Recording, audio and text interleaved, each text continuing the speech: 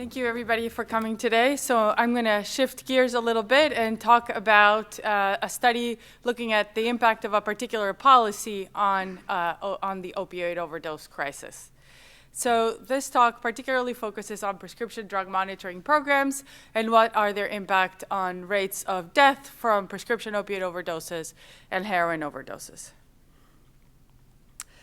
So, as has been mentioned before, we're in the midst of an opioid overdose crisis. It's one of the leading causes, injury-related causes of death.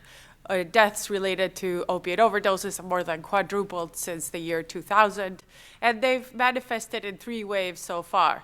Starting out with a rise in prescription opioid overdose deaths at the end of the 90s, which was then followed up by a rise in heroin overdose deaths starting in 2010, and finally a rise in synthetic overdose deaths starting in 2013, the latter mainly driven by illegally manufactured synthetics like fentanyl or carfentanil.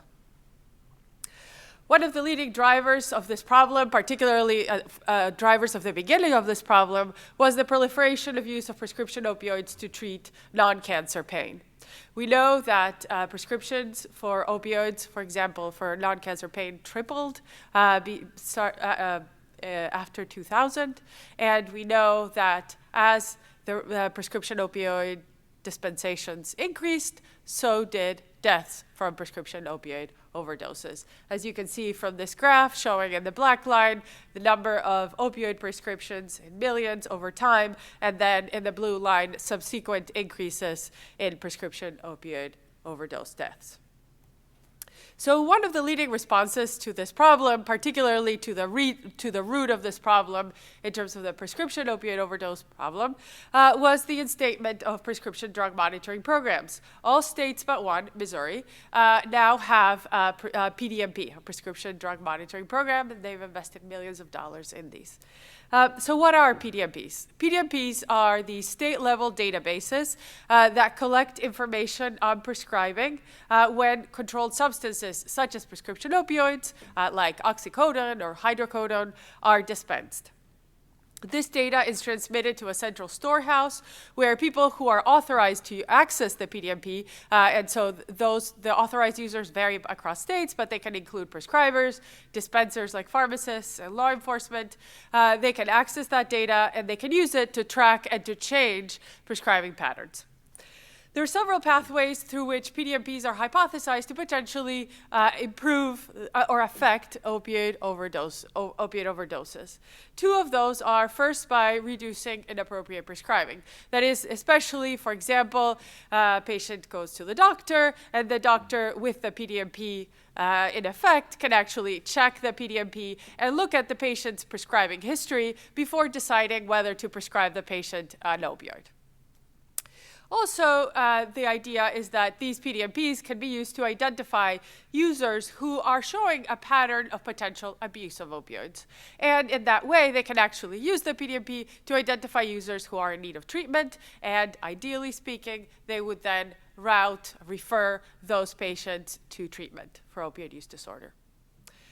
However, there are also concerns about potential unintended effects of policies like PDMPs. In particular, the concern is that as states adopt more comprehensive, more stringent PDMPs, which provide more stringent oversight over prescribing practices, the prescription opioid supply may be shut down, may be reduced. It might become harder for patients to access prescription opioids. And so for those patients who have become dependent on opioids, they may, with lack of treatment, transition to the illegal market and start using, for example, heroin or other types of drugs. The evidence on the impact of prescription drug monitoring programs on opioid overdoses is largely inconsistent. Some studies have found a reduction in prescription opioid overdose deaths, but an increase in heroin overdose deaths. Others have found no effect. And we think that there are several reasons for this inconsistent evidence. First, we think that one of the major problems is that most studies treat PDMPs as a binary variable. That is, they classify states as having a PDMP or not having a PDMP. But we know that PDMPs across states are very heterogeneous, and they vary widely from a PDMP in name only to a very comprehensive PDMP. And so if we don't consider variations across states in the design of PDMPs and their use and implementation, we may actually be missing an important part of the signal, part of the effect of PDMPs on overdose. Second, some studies have tried to overcome this problem by going beyond looking at the binary PDMP yes/no to look at specific PDMP features and their impact on overdose deaths. The problem with that is that no state implements one PDMP feature in isolation. In fact, they're likely to adopt sets of PDMP features contemporaneously. And so it's very hard to isolate the independent effect of any one feature. Third, we know that even within states, PDMPs have changed substantially over time. And prior studies have not actually accounted for for the impact of change in the nature of PDMPs on overdoses. Finally, most of these studies have been conducted at the state level, ignoring the fact that there is great heterogeneity in both rates of overdose and in trends in overdoses over time within states. So to address these issues, we wanted to do a new study to ask 3 questions. First of all, we wanted to go beyond the binary identification of PDMPs to empirically identify the combinations of PDMP features that are likely to be adopted together by states and that represent different types of PDMP classes or different types of PDMP models. That is, we wanted to characterize states according to according to the types of PDMP features that they have adopted, and in that way classify states into different types of PDMP models. Second, we wanted to look at the relationship between adoption of a PDMP and county-level rates of overdose deaths from prescription opioids and heroin, and then compare that to a particular study of the relationship between adoption of different types of PDMP models or PDMP classes and county-level rates of overdose from prescription opioids and heroin. That is really trying to compare what's the impact of just enactment of a PDMP on overdose rates to the impact of adoption of different types of classes of PDMP on overdose rates. In order to do this, we obtained data on the PDMPs from 3 different data sources. First, in terms of the date of implementation of PDMP online access, which is what we're defining as PDMP enactment. That is, when did the PDMP actually become an online presence, be able to be accessed online? We got data from the National Alliance for Model State Drug Laws, and we also individually contacted all PDMP administrators in the states to get that information. And then in order to get information on specific PDMP features, we use data from the prescription drug abuse policy system. If any of you are interested in looking at opioid laws or marijuana laws and their impact on different types of substance use, I would highly recommend the PDAPs. It's online and it's a wonderful resource. So the first question that we wanted to ask is, what combinations of PDMP features represent different types of PDMP classes? And so in order to do that, we had to actually narrow down on the types of PDMP features that we wanted to focus on, because in fact, PDMPs have many different characteristics. So we did a literature review. We also consulted with a set of experts to narrow down on those PDMP features that they considered to potentially be PDMP best practices, and we focused on those. So here is a list of those features that we focused on, and what they include are whether a state permits or requires the PDMP to proactively proactively identify and report statistically outlying patterns of prescribing or dispensing to authorized users of the PDMP, where they can actually send them reports showing them where there might be outliers. Who has access to the PDMP? How much does law enforcement have access? How much do prescribers have access? How often is data updated in the PDMP? How many drug schedules are reported to the PDMP? Does the state allow the PDMP to share data with another state? And finally, are prescribers mandated to check the PDMP before they can prescribe? You will notice here that we have 3 columns with different X's. That's for 2 reasons. One is that some of these features didn't actually come online until later. So like, for example, interstate data sharing didn't actually start until the second interval, actually around 2005. And then mandated access didn't start until after 2010. Because of that, we actually empirically identified PDMP latent classes separately for each of these intervals. We did that because we wanted to actually characterize how these classes evolved over time, and because we wanted to also account for the fact that some features didn't even exist in the first period. So for all the results that you're going to see on PDMP latent classes, know that we are looking at PDMP latent classes separately estimated for these 3 periods.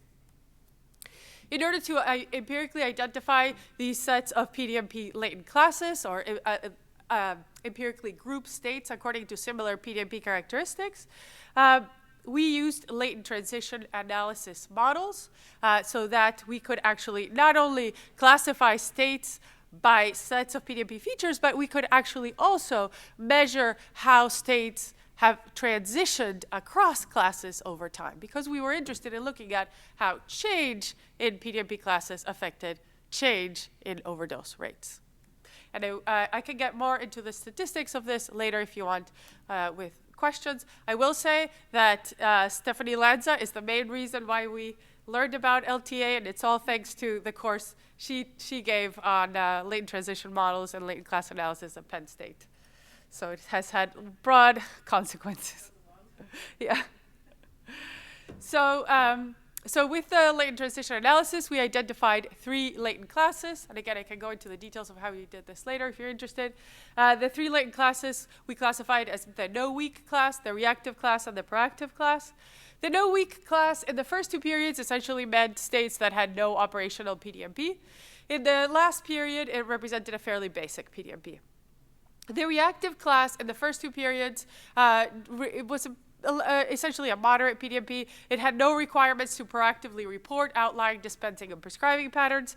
But the nature of this class really shifted in the last period to become a PDMP still characterized by low proactive reporting, but a PDMP that was more likely to share data across states, to provide more frequent data updates, and to report on more drug schedules. And then finally, the most comprehensive class was what we classified as the proactive class, that was more likely to permit or require reporting of outlying dispensing and prescribing patterns, to provide more broad data access to law enforcement, and to require that data be updated more frequently in the PDMP. So once we'd identified these 3 latent classes, and we'd characterized states according to where they fell in terms of the latent classes over time, we wanted to then go to the next step, which was examine the impact of PDMPs on opioid overdose deaths.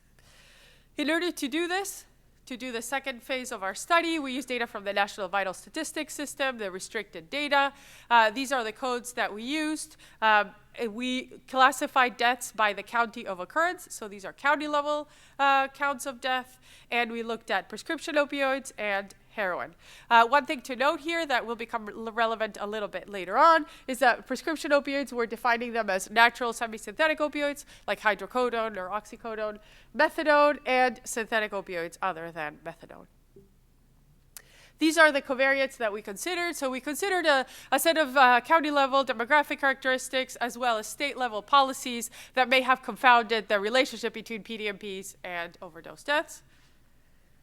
And in order to test the relationship between PDMP enactment and PDMP latent classes and overdose deaths, we used hierarchical Bayesian-Poisson models, where the outcome was the count of deaths in a given county, in a given state, in a given year. And in order to address unmeasured and measured state-level potential confounders, we used state-fixed effects. We also accounted for secular trends with a linear time trend. We allowed time trends to vary across counties with a county random slope. And we finally accounted for the spatial nature, a spatial dependence of overdose rates across counties with a conditional autoregressive random effect. Okay, so with this, we come to the second question, which is, what is the relationship between state-level PDMP implementation and county-level fatal opioid overdose counts? So here we're just looking at PDMP, yes, no, this binary classification. So when we do this, So here is a graph looking at years since PDMP electronic access, so from the year of enactment to 3 years thereafter, and we have two different outcomes. We have the relative rate of prescription opioid overdose deaths in the purple and relative rate of heroin overdose deaths in the yellow. And so what you see is if you just look at PDMP online access, the more years that was in effect, the more likely prescription opioid overdose deaths were to decrease, but heroin overdose deaths were more likely to increase. Okay, but that's, again, just looking at PDMPs in a binary way. So what if we broke PDMPs down into different types of models or different types of latent classes? How do results change then? So that takes us to our third question, which is, what is the relationship between state membership in PDMP latent classes and county-level fatal opioid overdose counts? And so here, what you have is a graph where we're specifically now looking at prescription opioid overdoses given membership in a proactive class in the yellow versus a weak or no class, and given membership in a reactive class versus weak none in the purple, for these three different time intervals, which I talked about before. So what you see here is that in the first period, we do see that counties and states in the proactive class have the lowest rates of prescription opioid overdose deaths, but that really decays over time. So we were concerned that really this lack of a finding, particularly in the last period, was due to misclassification of opioid overdoses. Particularly because, remember I said that we were classifying prescription opioid overdoses as natural, semi-synthetic, methadone, and synthetic. But remember that I also told you that in this last period, we're in the period where illegally manufactured synthetics were really playing a role. So we were concerned that we were actually incorporating illegally manufactured synthetics in our classification of prescription opioids. And when really illegally manufactured synthetics would not be expected to be monitored by a PDMP. So then we asked, okay, well, what if we just focus on those opioids that are most likely to be monitored by PDMPs? That is the natural and semi-synthetic opioids, like hydrocodone or oxycodone. What happens then? So that's what we have here. So here we have the relative rates of natural and semi-synthetic opioid overdose given membership in a proactive or a reactive class compared to a weak or no PDMP class. And so what you have here, particularly if you focus on the yellow line, is that counties and states that adopted proactive PDMP were those that were most likely to have the lowest rates of overdose deaths from natural and semi-synthetic opioids. So that indeed, these types of proactive PDMPs were associated with a reduction in overdose deaths from those opioids that would be most likely to be monitored by the PDMP. Okay, so finally, what happens with heroin once you break down PDMPs into different types? This is the other interesting finding. So the answer really changes when you break down PDMPs into different types. Remember that a few slides ago, I showed you that just PDMP online access, yes, no, was associated with an increase in heroin overdose deaths. But once you actually break PDMPs down, you see a different story. Particularly in the last period, if you look at the yellow lines showing the proactive PDMP, you see that particularly in the last period, counties and states that adopted a proactive PDMP were actually likely to have a greater decrease in heroin overdose deaths compared to the no-weak PDMP and actually compared to the reactive PDMP as well. So that it seems that proactive PDMPs actually may also be associated with a reduction in heroin overdose deaths. So in conclusion, on average, electronic access to PDMPs are associated with a reduction in prescription opioid overdose, but an increase in heroin overdose. However, we also know that states are likely to adopt many different types of PDMP features in concert, and that PDMP features are likely to change over time. And so this really calls into question the meaning of this average binary classification of PDMP enactment yes, no, and really suggests that we can organize PDMP features into latent classes, and we can classify states according to different types of PDMP models. And with this, when we actually do that, we see that states in this kind of that have adopted this kind of proactive PDMP are up to 11% lower fatal overdoses from natural and semi-synthetic opioids, which are the intended target of PDMPs, but also up to 6% lower fatal heroin overdose rates. And so this finding suggests that particularly unsolicited reporting of PDMP data to prescribers, dispensers, and law enforcement may be empirically classified as a PDMP best practice. Particularly, we think that the use of these unsolicited reports can increase the ability of PDMPs to improve clinical practice, potentially thus explaining the reduction in overdose rates from natural and semi-synthetic opioids, but potentially could also increase likelihood of treatment, of referral to substance use disorder treatment, thus potentially explaining also the reduction in heroin overdose deaths. At a broader level, we think that really when we're looking at the impact of a broad set of opioid policies on this problem of opioid overdoses, we really need to move beyond the binary classification of policies as yes, no, and really look at the types of models of policies that are most effective in addressing this problem. Thank you, and thank you to my funders and collaborators for the study.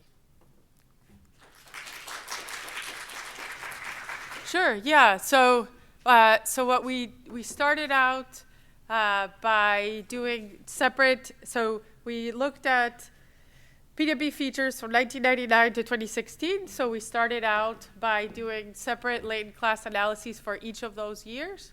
And then based on each of those latent class analyses, we decided that three-class model provided the best fit in each individual year. And then we did that by a comparison of fit statistics, but also looking at the meaningfulness of the classes according to the endorsement probabilities for each feature, looking at the number of states classified in each group. And then after that, after we had established that, we moved to a latent transition analytic approach. I will say it's really challenging because when you are using latent class analysis or latent transition analysis, for states, you only have an N of 50.